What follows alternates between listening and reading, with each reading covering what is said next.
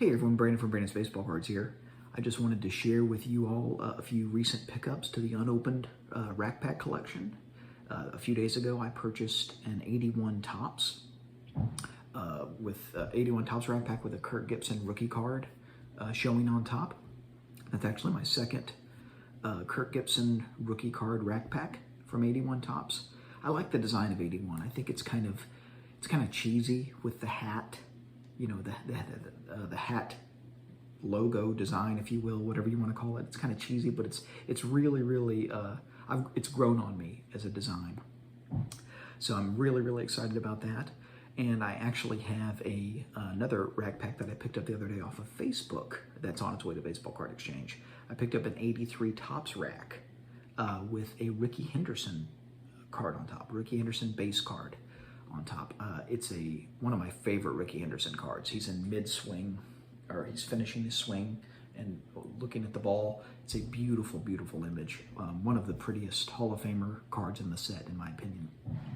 I might have overpaid a little bit for it, to be honest with you, but I love the 83 Topps so much that I was willing to pay a little bit more than I should have. I probably paid $5 or $10 more maybe than what I should have. But it looked like a very clean pack, and it's such a beautiful card. And the Henderson is dead centered on the top, which is on the top of the rack, which is just gorgeous.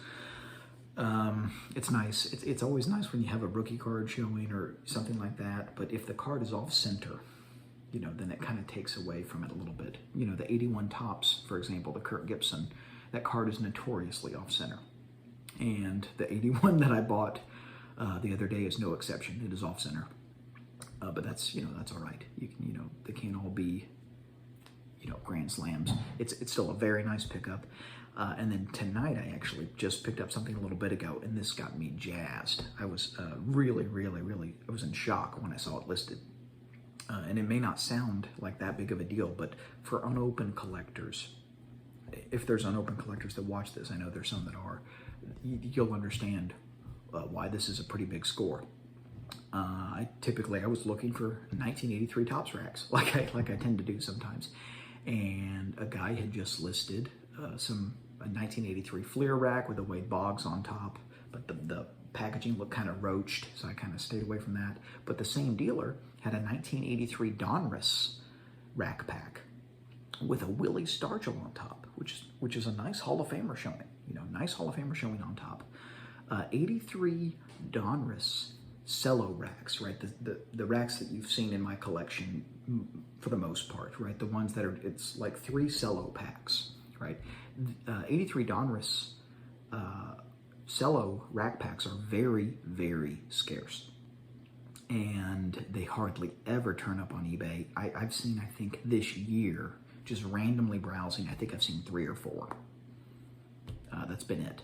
And so to see one, number one I was shocked. Number two, to see one with Willie Stargell on top, who is a Hall of Famer, I was jazzed. And it had just gone up, and it was buy it now, or it was auction or best offer. So I made the guy what I thought was a fair offer, and he took it within a minute.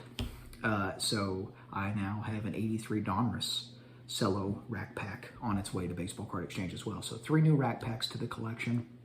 So it grows and then it contracts a little bit. I get 5 or 6, I sell 1 or 2. I get 10, I sell 2 or 3. It's not necessarily perfectly linear, but the collection does keep growing, and I am very excited about all 3 of these. It's always nice when it is a bit of a drug. People that say it isn't, there is a high that you get, especially if it's something that's rare and you're the first one to see it. That's pretty cool. I don't think anyone even had the time to see this one. I just happened to be checking eBay at the right time, and I saw it and I snatched it, because that's what you have to do with unopened material now. If you do not snatch it, someone else will, and if you second guess yourself, if you take a moment and pause and say, do I really want this? It's gone, especially if it's a rare pack like 83 Donruss cello racks. Now, I said that their cello racks are rare. There are also 83 Donruss wax racks, and those of you that have watched my channel have seen wax racks that I've had in my collection at various points in time. There's an 84 Fleer A wax rack. A wax rack is just 3 wax packs in a hanging rack. Right, so rather than being see-through and 3 clear cells, there's 3 wax packs. 83 Donruss wax racks show up on eBay periodically. I would say 2 or 3 a week. And they're probably $40 to $50 now because of the market. Last year, no kidding, this will show you how inflated things are. I paid, last year at Christmas time, I paid $14 for an 83 Donruss wax rack to open, right, just to open. Because it was a wax rack, it wasn't a big deal. I was like, well, you know, there's the chance of getting a Boggs rookie or a Gwynn rookie or a Sandberg rookie or some other minor rookie, the McGee rookie or Viola rookie, right? This will be a fun break. Spent, I think it was $14, $50 now. Which is, you know, that's not necessarily that big of a price difference, you know, 15 to 50 bucks. But when you think about it in regards to how many times more expensive unopened material is now, it's crazy. It's crazy. A year and a half ago, you could get an 83 Donruss wax box for $135. People just didn't want it. You know, maybe 150 bucks. And now it's, you know, $400 to $500, give or take. So things have changed a lot, and it's a competitive environment to be in. So that makes the thrill of when you actually snag something, it makes it even better, because it's, you know, it's an adrenaline rush because, oh, I beat out the many people that are competing for this very narrow and continually you know, shrinking amount of turf, right? Because as more and more of the stuff is unopened, or more and more of the stuff is opened, there's less and less out there to collect, right? So either way, I just wanted to share that with you and talk some rack packs.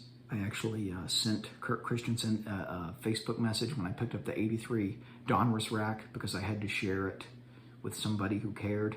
I talked to my wife first, and she, you know, she's supportive, but she doesn't understand, you know. So she's, oh, that's great, baby. You know, I'm excited for you. But that's different when you actually talk to someone who will say, whoa, man, that's a rare pickup. Good job. You know, someone who can actually, who gets it. So he's a great guy, and if you haven't checked out my interview with him yet, or if you haven't checked out his website, Ripping Vintage Packs, you should check it out, because he is a pack collector who happens to run a breaking company, and he'll talk packs with you, and he just loves this hobby, and he's just a solid dude. He's the same with everybody. He's incredibly genuine, and so everybody that does business with him, like, loves the guy, you know. So it's, you know, not to be too over the top about it, but I wouldn't say it if it wasn't true. But tomorrow night is my interview with Phil Indris. He is the buyer for Baseball Card Exchange. So up until COVID, at least, he traveled around the country and you know, bought items, and I actually sold a few items to him at the National last year. He is a buyer. He knows his stuff. He's a super nice guy. I have several questions lined up for him. We'll see how long the interview goes. Well, I'll kind of let it take a natural course, but I do have some questions for him that I'm very eager to ask him. And if you have any question ideas, feel free to put them in the comments below, and maybe I'll get to them. Okay, so hope you all have a great rest of your weekend, and I look forward to talking to you soon. Keep collecting vintage baseball.